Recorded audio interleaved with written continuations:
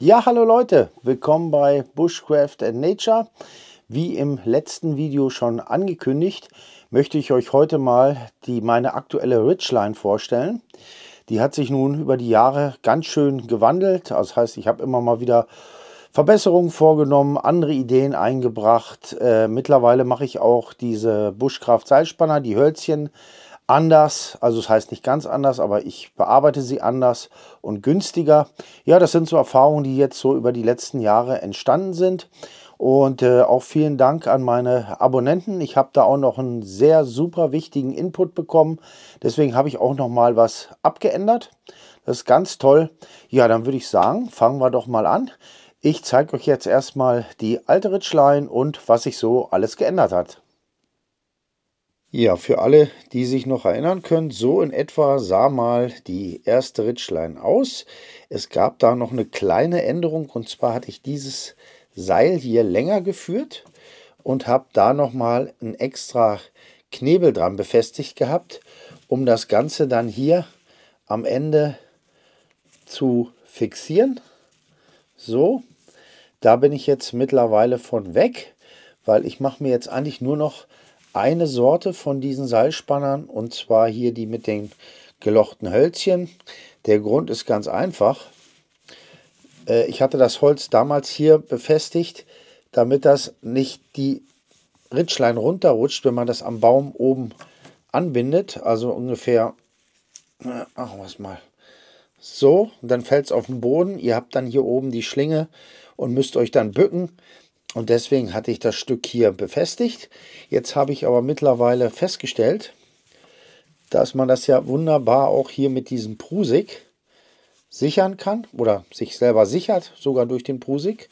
Das heißt, ich nehme hier das ganze Stück einfach mit, ziehe das durch und dann kann ich das um den Baum legen und dann habe ich das hier auch wieder am Mann. Das heißt, ich brauche dieses Zusatzhölzchen eigentlich gar nicht mehr. Das hat auch den Vorteil, dass sich die Ridgeline dann einfach besser aufrollen lässt und verpacken lässt, weil ihr nicht immer hier noch extra was zu hängen habt. Ja, die andere Geschichte, die ich geändert habe, sind eigentlich die Seilspanner an sich. Da komme ich jetzt gleich separat nochmal drauf zu. Ja, und das andere ist diese Spannhölzchen hier zum Abspann von dem Tab mit der Prusik-Schlinge. Die habe ich jetzt mittlerweile auch geändert. Das zeige ich euch auch gleich und auch warum. Für alle, die das alte Video nicht gesehen haben, ich zeige heute nochmal den kompletten Aufbau von dieser Ridgeline, wie man sie macht, wie man sie herstellt. Also es müsst ihr euch nicht angucken. Und für meine bestehenden Abonnenten ist es eigentlich nur interessant, die Änderungen sich anzuschauen. Aber ich mache es jetzt mal der Vollständigkeit halber komplett. Okay, dann würde ich sagen, kommen wir doch jetzt mal auf die eigentlichen Bushcraft Seilspanner und was ich daran geändert habe. Mittlerweile habe ich mir hier einfach so eine Dose gemacht. Da habe ich hier diese ganzen Seilspanner drin, und da so für alle Funktionen immer identisch ist, ist immer das gleiche Hölzchen, habe ich mir hier so einen kleinen, ja, so eine Vorratsdose angelegt. Da kann ich mir die dann nach Bedarf rausnehmen für Packschnüre, für einen Rucksack, keine Ahnung, für die Ridgeline, um einen Bushcraft Organizer zu machen und so weiter. Die Videos kennt ihr ja. Ja, jetzt kommen wir mal aufs Detail. Also, früher habe ich ja nach der Bearbeitung ja, das ist ja Buchenholz, also 12 mm Buchenholz, muss auch Buchenholz sein oder ein Hartholz, damit es eben wirklich diese Zugbelastung aushält. Wenn ihr ordentlich dran zieht und ihr nehmt eine Kiefer, dann knackt euch hier der Seilspanner weg, dann ist das Ding Geschichte. Ja, und um das haltbar zu machen, habe ich das früher hier mit Ballestrolöl eingefettet, eingeölt, hat aber halt den Nachteil, das Öl trocknet aus, ihr müsst das öfter nachbearbeiten, und vor allem, wenn das frisch eingeölt ist und ihr macht das zum Beispiel an Canvas-Tab, dann habt ihr da wirklich, wenn ihr Pech habt, Ölflecke drin. Das war natürlich nicht so schön. Ja, und wegen der Haltbarkeit bin ich nachher übergegangen und habe die Seilspanner dann hier mit so einem Antikwachs, mit so einem Holzwachs eingearbeitet. Das war schon besser, Aber es ist halt eine Riesendose, es kostet Geld und es muss auch ab und zu mal nachgewachsen werden, habe ich festgestellt. Ja, und irgendwann bin ich dann auf die wirklich primitivste und einfachste Idee gekommen. Und zwar alte Kerzenwachsstumpen. Hier, die schmelze ich, bringe das Wachs zum Kochen fast und dann koche ich die Buchenholzstäbchen da drin aus. Und das ist wunderbar imprägniert, die bleichen nicht mehr nach, das ist wunderbar geschützt. Da habe ich sehr gute Erfahrungen gemacht. Und wenn ihr auch hier so ein hartes Wachs nehmt, also ich würde nicht ihr kennt das bestimmt, so ein weiches Wachs aus diesen Teelichten, das würde ich nicht nehmen. Also ich würde schon Kerzenwachs nehmen, Stearin, was richtig hart wird und damit dann die Toggles bearbeiten, weil dann habt ihr auch kein Wachs oder Fett an dem Tarp. Ich mache nachher noch einen Seilspanner mit euch zusammen, für die Leute halt, die es noch nicht gesehen haben, und erkläre dann auch noch mal kurz die Funktion. Aber das soll es dazu erstmal gewesen sein. Gut, als nächstes kommen wir mal hier zu den Prusik-Schlingen mit den Hölzchen zum Abspannen. Das habe ich mittlerweile ersetzt, dank meinem Abonnenten Eckhard Beutel. Eckhard, vielen Dank für den Tipp. Gegen solche Prusik-Schlingen mit Jungle Knots. Warum? Das zeige ich euch jetzt. So, ich habe jetzt mal hier zur Demonstration mal das Tarp befestigt an einer Ecke und wir wollen das jetzt hier mit dem Toggle befestigen. So, jetzt haben wir hier praktisch eine Ecke. Hier hätten wir jetzt unseren Spanner mit dem Prusik-Knoten. Ja, und mir ist das halt öfter passiert, wenn ihr den so einführt hier, den Spanner, und das bewegt sich, dreht sich das Hölzchen. Und wenn ihr Pech habt, seht ihr das? Dann rutscht es hier schon raus. Also diese Verbindung, unter Zug ist das okay, aber wenn es ein bisschen der Wind bewegt oder ihr arbeitet am Tarp, kann euch das passieren, dass das hier einfach wegrutscht und dann ist das Teil wieder draußen. Den zweiten Nachteil, den diese Abspannmethode hat, zeige ich euch jetzt mal hier an dem Regenponcho von Varus Teleka. Weil manche Tarps haben eben auch nicht so eine großen Abspannschlaufen. Und vor allen Dingen, wenn ihr hier so ein Poncho abspannen wollt, nehmen wir mal den hier. So, da habt ihr ja dann die Ösen da drin. Sorry, bin ans Mikro gekommen. Aber ich denke, man versteht mich trotzdem noch. So, dann habt ihr hier solche Ösen. Ich hole euch mal ran. So, ich hoffe, man sieht's. Tja, und diese Ösen sind bei Varus Teleka sogar noch kleiner wie bei dem Poncho von Helicontex. Das ist jetzt hier wirklich extrem. Ja, und wenn ihr den jetzt spannen wollt, dann seht ihr schon, kommt ihr da gar nicht durch. Ihr habt dann ein Problem, weil ihr kommt gar nicht durchs Loch. Und das ist mir auch bei einigen Tarps passiert, wo die Laschen sehr klein und kurz angenäht waren. Zum Beispiel Begadi, da kriegt er den Knebel auch kaum durchgeschoben. Dann habt ihr ja hier oben noch den Knoten, der das Ganze auch noch dicker macht. Ja, und deswegen bin ich jetzt eigentlich hier an den Prusik-Schlaufen von den Knebeln weg und mache das Ganze hier mit diesen Prusik-Schlaufen mit Jungle Knots. Da könnt ihr dann wirklich hier durchgehen, so, und könnt das hier einhängen und das Ganze ist fest. So, jetzt habe ich euch erstmal alle Änderungen der Ridgeline erklärt, wieso und warum, bevor wir jetzt komplett nochmal eine neue machen. Ja, dann kam des Öfteren noch die Frage, die Ridgeline, wie lang soll die sein, was nimmst denn du für eine Länge? Ja, das ist eigentlich relativ einfach. Je länger, desto besser, weil wenn ihr zwischen zwei Bäumen abspannen müsst und ihr habt nur 4 Meter oder 5, das ist ein bisschen sehr wenig, weil ihr müsst ja auch noch einrechnen, ihr braucht ja auch noch Paracord, um den Baum rumzukommen. Da gehen dann auch noch mal locker 2-3 Meter weg. Also das ist dann fast nichts. Also ich habe so im Schnitt jetzt mittlerweile immer 12 bis 14 Meter mit. So wie ich das auf die Hand aufgewickelt bekomme, vernünftig.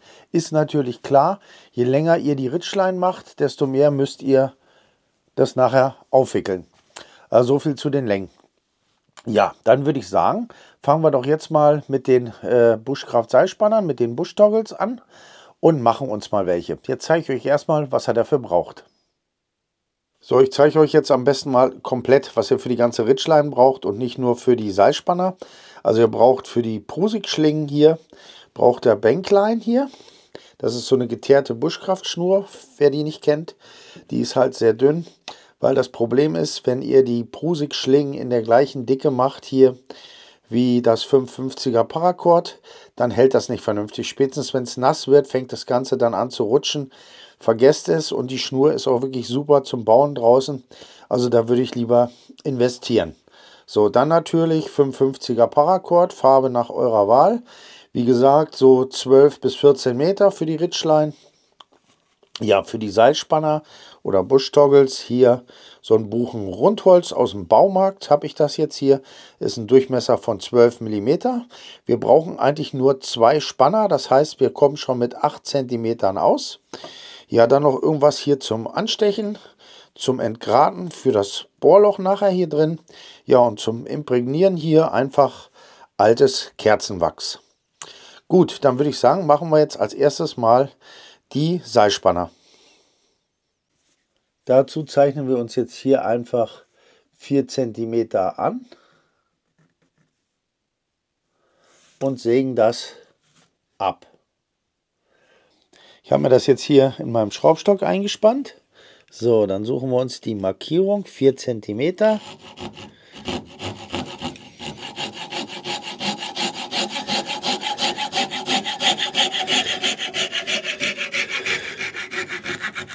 Sägen den ab.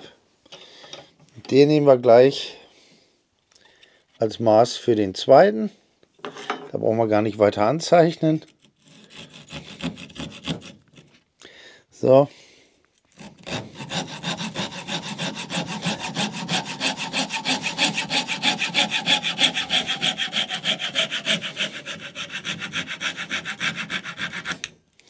Okay.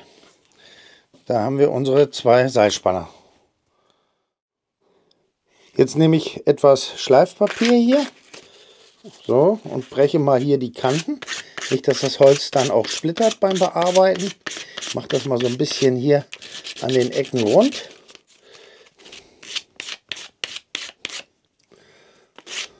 Könnt ihr auch mit der Feile machen, wenn ihr habt, oder wie. Ist egal. Hauptsache, das ist so ein bisschen hier die Kante weg. Das ist so ein bisschen gebrochen,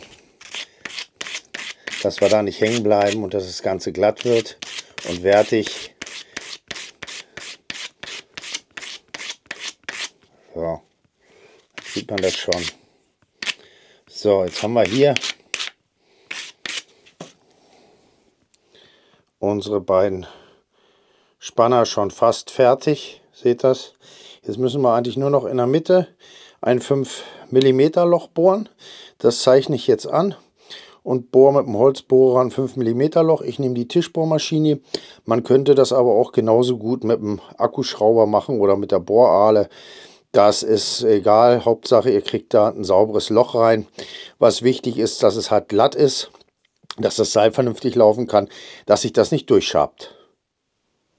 Ich nehme jetzt hier einfach den Zollstock, habe das hier hinten in die Kante da, in die Kerbe vom Schraubstock gelegt. Und dann kann ich das hier, ja, da ist die Mitte. Dann kann ich das gleich anstechen, damit der Bohrer nicht auswandert.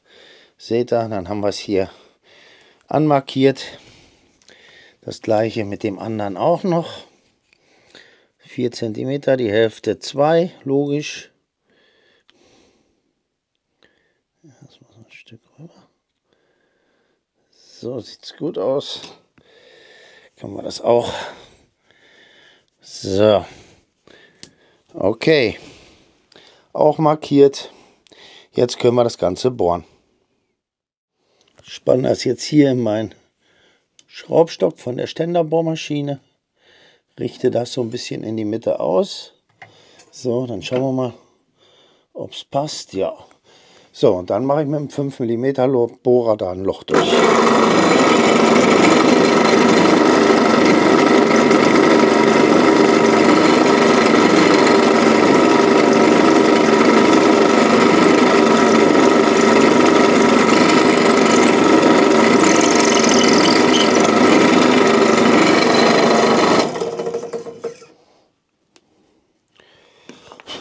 Das gleiche mit dem zweiten auch.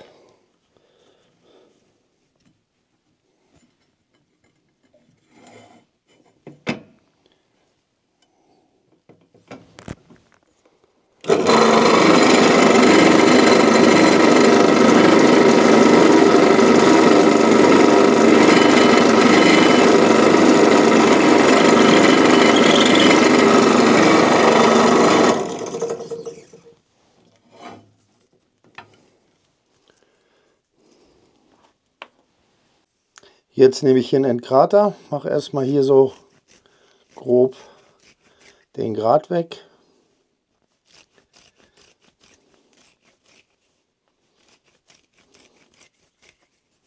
Ja, einmal.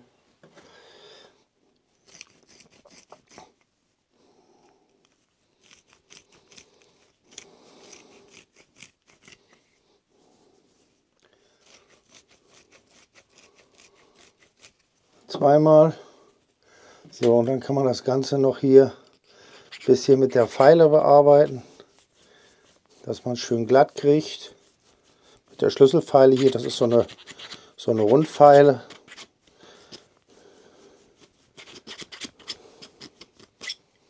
Ja, von der anderen Seite nochmal. Ja, und dann haben wir eigentlich schon unsere beiden Toggles, die wir brauchen für die Ridgeline, fast fertig. So, das gleiche hier auch nochmal. Also wie ihr seht, das geht ruckzuck. Und eben wie gesagt, je sauber ihr hier arbeitet, desto besser gleitet nachher das Seil und desto weniger Reibung habt ihr und desto weniger geht das Seil kaputt. So, okay. Jetzt das Ganze noch ein bisschen geschliffen.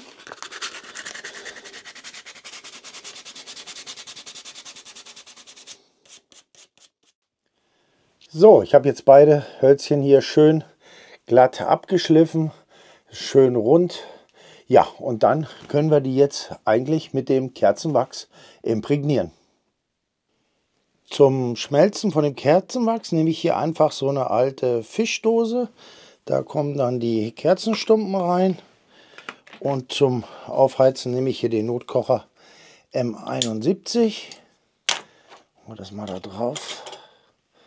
So, und dann kann man das hier schön schmelzen. Ihr müsst nur aufpassen, dass es nicht zu heiß wird. Immer eine Zange dazulegen zum Runternehmen, weil wenn das Fett anfängt zu kochen und zu qualmen, kann das brennen.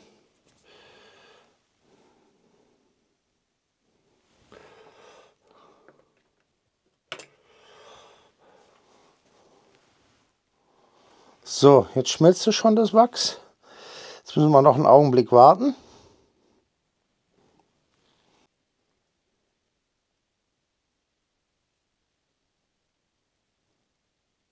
So, wie ihr seht, ist er schon fast weggeschmolzen. Ich kann jetzt die Klötzchen schon reinlegen. So, wie ihr seht, sprudelt das. Es heißt, die Feuchtigkeit, die kocht jetzt hier aus. Seht ihr das? Jetzt kocht die Feuchtigkeit aus und das Wachs zieht jetzt praktisch in das Holz. Also die werden richtig imprägniert und durch das Verfahren sogar noch gehärtet.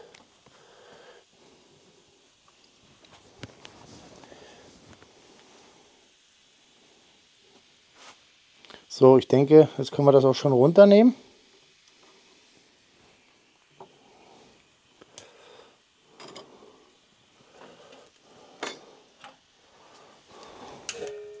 Kamera weg, sonst brennt's. So, Notkocher ablöschen. Und wie ihr seht, da ist noch so viel Hitze im Fett. Die kochen jetzt noch richtig.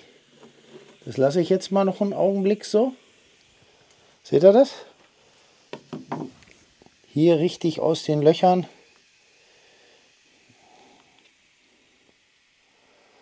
Also das ist super imprägniert. Und dann ist das toll, wenn ihr hier so einen Schraubendreher oder sowas habt, dass ihr es runternehmen könnt. Ich lasse es aber mal noch einen Moment drin. Ich mache schon mal Küchenrolle parat hier, wo wir sie nachher drauflegen. Ja, da kommen sie rauf. So, und wenn das ausgekocht ist, so, dann könnt ihr die Dinger nehmen, legt die hier auf die Küchenrolle, den zweiten Angeln. Na, wo bist du? Da. So. So. Das haben wir. Jetzt lassen wir sie einen Moment abkühlen. Wir tupfen das Ganze schon mal. Tja, und wie ihr seht, wir müssen es nur noch abkühlen lassen. Und sofort können wir das verwenden und weiterverarbeiten. Günstig, schnell, effektiv. So, schon sind unsere Seilspanner fertig. Das geht ruckzuck und vor allen Dingen, ihr braucht nicht extra Zeugs. Und ihr könntet zum Beispiel auch noch in der Dose mit dem restlichen Wachs noch Wattepads als Zunder einlegen. Also ihr könnt es auch gleich noch aufbrauchen. Also ich finde, das ist die beste und praktischste Lösung. Gut, dann schauen wir uns die beiden Seilspanner mal an. Ja, so sehen die beiden fertigen Seilspanner jetzt aus. Sind also auch schon trocken. Wir können sie sofort weiterverarbeiten. Und das Schöne ist, es ist auch bis ins Loch imprägniert. Die Seiten sind imprägniert. Das ganze Holz hat sich mit dem Wachs vollgezogen. Also wir haben da nie wieder ein Quell- oder Nässeproblem. Das hat sich dann erledigt. Ja gut, nun können wir jetzt rein theoretisch schon die beiden Seilspanner auf unser Paracord für die Ridgeline aufziehen. Ich habe jetzt hier 12 Meter für mich gewählt. Das könnt ihr natürlich machen, wie ihr wollt. So, dann ziehen wir die schon mal drauf. So, das wäre der erste Schritt. Jetzt müssten wir natürlich hier hinten wieder eine Schlinge machen. Ihr wisst, ich benutze da unheimlich gerne den Spirnstich. So, das wäre ein Knoten hier. Der andere, na, das wird noch nicht reichen. Machen wir noch ein bisschen länger die Schlaufe.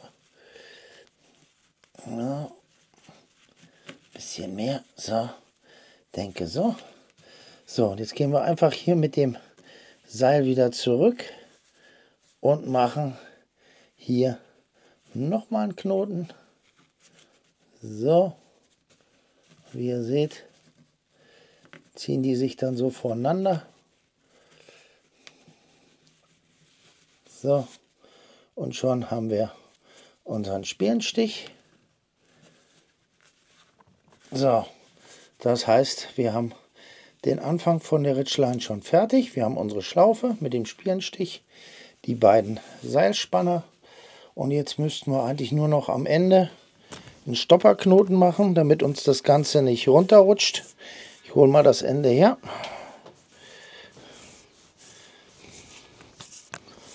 12 Meter ist ganz schön lang. So, machen wir das mal weg. Hier ist jetzt unser Ende. Und da machen wir einfach hier so einen Knoten. Den lege ich einmal hier um den Finger, nochmal, also zweimal um den Finger. Und durch das Loch gehen wir jetzt durch. So. Und dann haben wir hier so einen schönen Fischerknoten. So. Schön anziehen. So, da ist er. Da ist unser Stopperknoten. Jetzt können uns die Klötzchen nicht mehr von der Ridgeline rutschen. So, wie ihr seht, ist die halbe Ridgeline schon fast fertig. Keine Hexerei, geht ruckzuck. Wie gesagt, ihr könnt es auch mit dem Akkuschrauber bauen oder sonstiges. Oder sogar im Notfall mit dem Schweizer Messer mit der Ahle. Kein Thema. Ja, jetzt fehlt uns noch die Befestigung fürs Tarp, und zwar unsere Prusik-Schlingen mit den Jungle Knots. Die machen wir jetzt als nächstes. Da werde ich aber noch ein bisschen ausführlicher drauf eingehen, weil das ist physikalisch eine ganz raffinierte Sache. Ich habe da auch Tests so durchgeführt und diese Kombination Jungle Knot, Prusik-Schlinge ist einfach genial. Aber erstmal zeige ich euch, wie man so eine Prusik-Schlinge macht. Ja, dazu benötigen wir jetzt unsere Bankline. Das ist, wer es nicht kennt, geteerte Nylonschnur. Die ist super fürs Bushcraft. Ja, und von der Schnur brauchen wir jetzt pro Prusik-Schlinge 60 cm. Schneide das mal hier ab, roll die mal aus.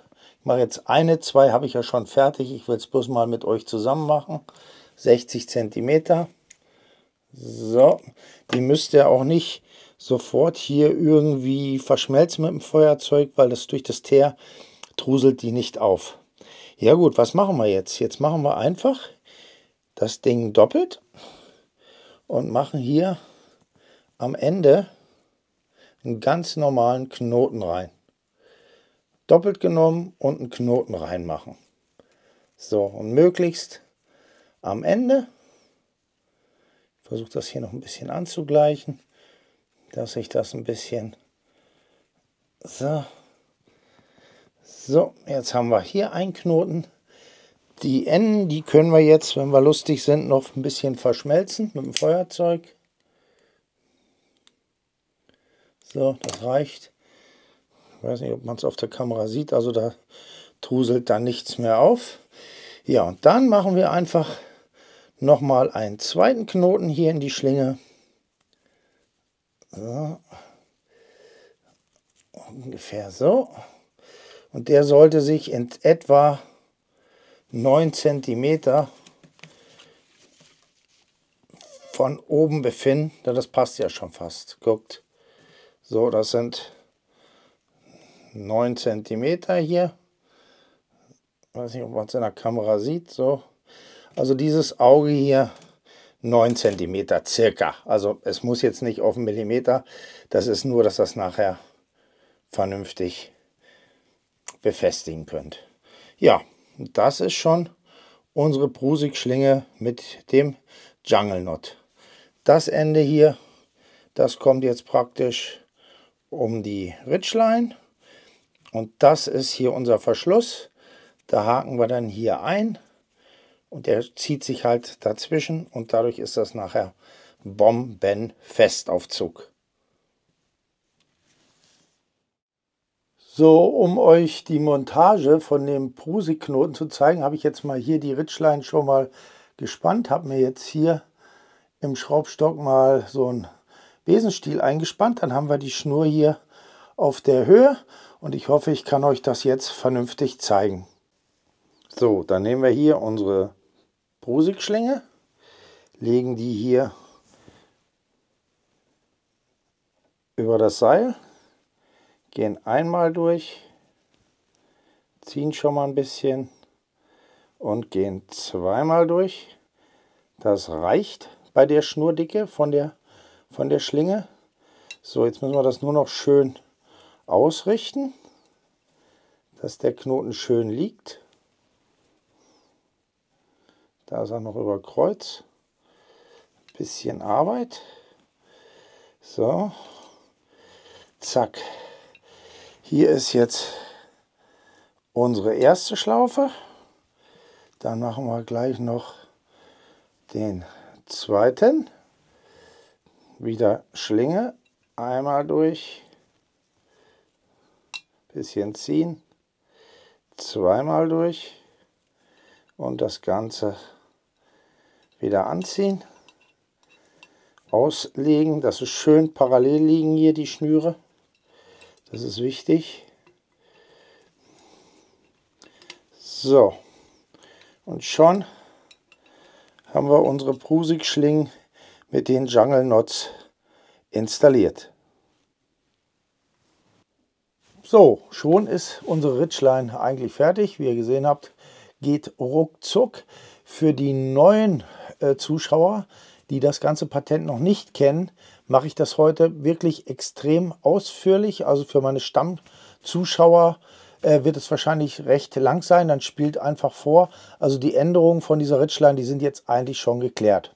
Ja, jetzt will ich nochmal auf die Ridgeline an sich eingehen, wie man sie befestigt und wie dieser Seilspanner von mir funktioniert, für die Leute, die es halt noch nicht kennen. Ja, wie befestigt man jetzt die Ridgeline an einem Baum? Das ist ganz einfach. Ihr habt hier die Schlaufe. Die Bohrmaschine soll jetzt hier mal den Baum darstellen. Ihr geht um den Baum rum und schiebt hier einfach nur das Hölzchen zwischen und zack ist das Ganze schon am Baum fixiert. Jetzt kommen wir zur Gegenseite.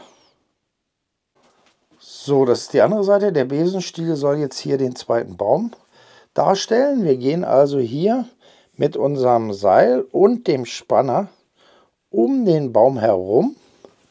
Dann machen wir uns hier, ähnlich wie beim Truckers Hitch, einfach eine Schlaufe. So. Und jetzt können wir ganz einfach hier den Knebel durchstecken und mit Zug die Ridgeline spannen. Gehen wir ein bisschen dichter ran. Durch Zug spannen wir jetzt die Ridgeline. Und das hält. Es löst sich auch nicht. Ihr müsst es auch nicht nochmal hintersichern oder so. Das ist bombenfest. Und wenn ihr das Ganze lösen wollt, dreht ihr einfach den Knebel und das Ganze ist auf. Okay, ich mache es jetzt wieder rein und gespannt. So sieht das Ganze dann aus. Baumbefestigung, dann Prusik-Schlinge 1 fürs Tarp, Prusik-Schlinge 2 fürs Tarp und hier hinten die Baumbefestigung mit dem Spanner.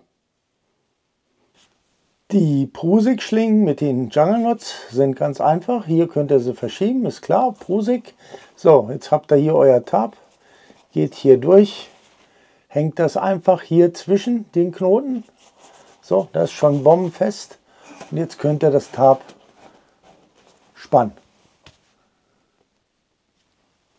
Zum Öffnen, zurückschieben, hier aushaken, durchziehen, Tarp ab.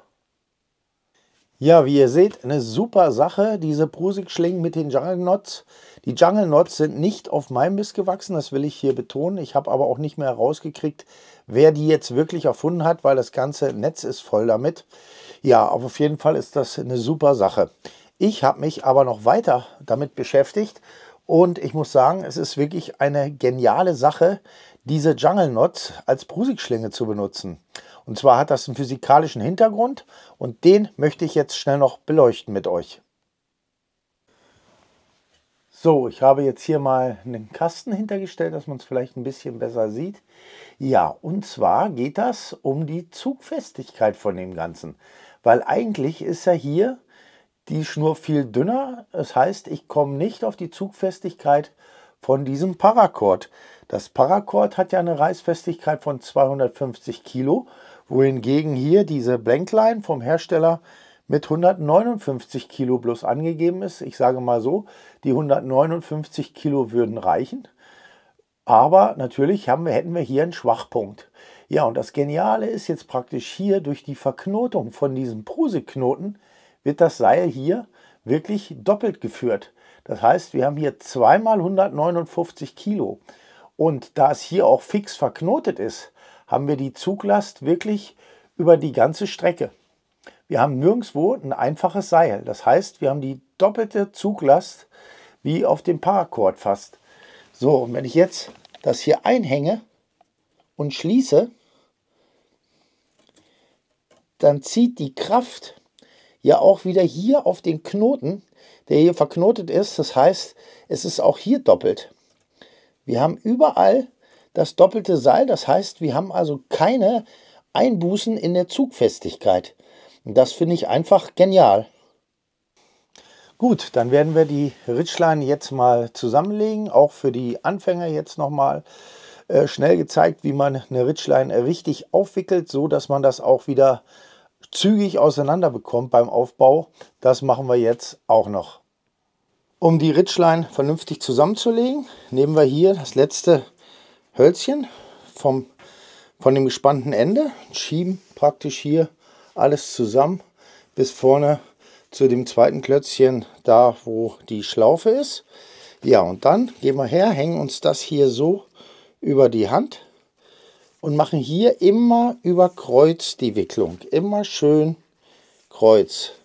Oben, unten, oben, unten, oben, unten. Das Ganze dient dazu, dass ihr nachher, wenn ihr am unteren Ende zieht, das Paracord, ohne dass es sich verwickelt, in einem Stück rausziehen könnt. Also macht euch die Arbeit, das lohnt sich definitiv. Und wie ihr seht, hier fängt es schon an. Jetzt werden die Finger schon bald ein bisschen kurz. Das meinte ich mit der Länge. Ihr könnt halt nicht unbegrenzt Länge machen. Also ich habe jetzt hier 12 Meter. Das ist schon ein ganz schönes Gewickel. So, dann lasse ich hier noch einen Meter so circa hängen. Greife mir das. So.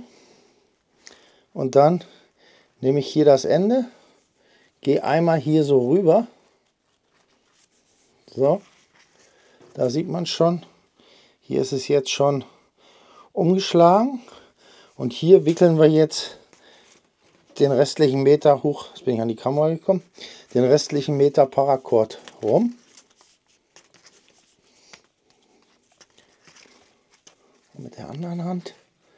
So. So, so. So, und wenn ihr dann noch so ein Stück habt, legt ihr einfach den Finger hier unter und geht dann mit dem Ende hier durch. So, super. Dann habt ihr die Ridgeline sauber verpackt. Und wenn ihr jetzt das nächste Mal aufbauen wollt, müsst ihr bloß noch hier ziehen und dann könnt ihr die ganze Ridgeline daraus ziehen. Ja, das war der erste Teil zu meiner neuen Ridgeline, wie ich sie jetzt verwende nach all den Jahren und was sich für mich bewährt hat. Ja, so sieht die halt jetzt aus und sie ist halt noch kleiner verpackbar und ich habe mir natürlich noch 2 Knebel gespart sozusagen. Aber die Jungle Knots sind wirklich klasse. Ja, jetzt gibt es zu dem Video noch einen zweiten Teil. Da zeige ich euch nochmal genau die Anwendung, Kniffe und Tricks, wie ich sie benutze, weil das ist auch nochmal so ein kleines How-To, was man mit dem guten Stück hier alles anstellen kann. Aber das mache ich heute nicht mehr, weil sonst wird das Video zu lang und das wird zu anstrengend und die Konzentration lässt nach. Weil meine Ansprüche an diese Ridgeline waren ja folgende. Ich wollte die ja wirklich für alles benutzen, für alle Aufbauten, die ich mache. Sie sollte einfach multifunktional sein und das ist mir jetzt mit der Version hier so gelungen. Ja, und ich denke, im zweiten Teil werde ich gar nicht mehr so viel erklären und zeigen, weil das ist ja eigentlich in diesem Video geschehen.